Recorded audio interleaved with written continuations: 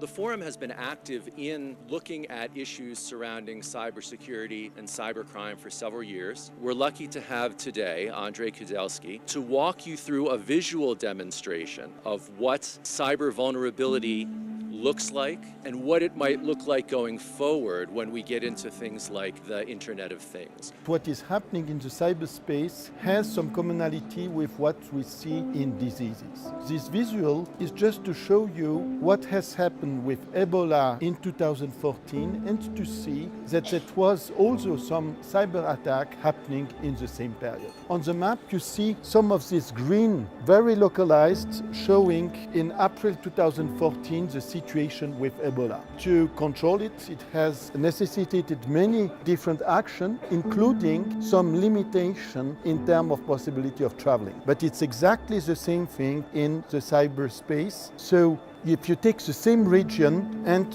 you take the case of Blood Hirt, that has also happened at the same time in April 2014. Overall, there were 51 million servers that were potentially affected by this attack. 1.2 million were vulnerable to the attack. But what is worrying, 3 years after the occurrence, that were still about 10% of the servers that were still vulnerable. If you take artificial intelligence and you use that to try to see how the attack can be a little bit more smart, then you take the risk in a completely different order of magnitude. We have today a much bigger risk in the area of Internet of Things. So we have concentrated on 5 out of the 20 main type of protocol used in the Internet of Things just to visualize what is happening.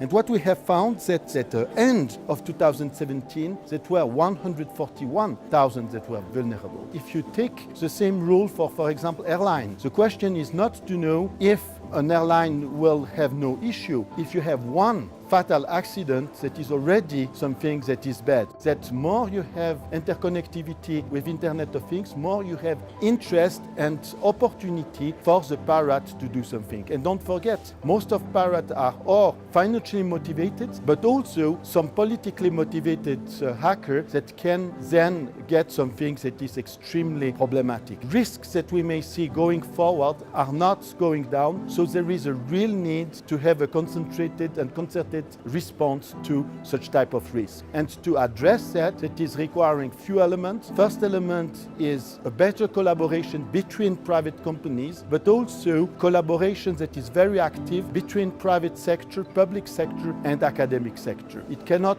be done at a slow speed. It needs to be done at internet speed in the internet age. The forum announced that it will be establishing a global center for cybersecurity in Geneva, operated in partnership with many of the forum's industry partners as well as with government partners, and looking at issues ranging from helping to build capacity for cybersecurity across industry, governments, countries large and small, looking at future thinking and future scenarios, looking at ways to enhance information sharing, and also continuing much of the forum's work in areas like cybercrime cooperation, boards of directors activities, cyber resilience.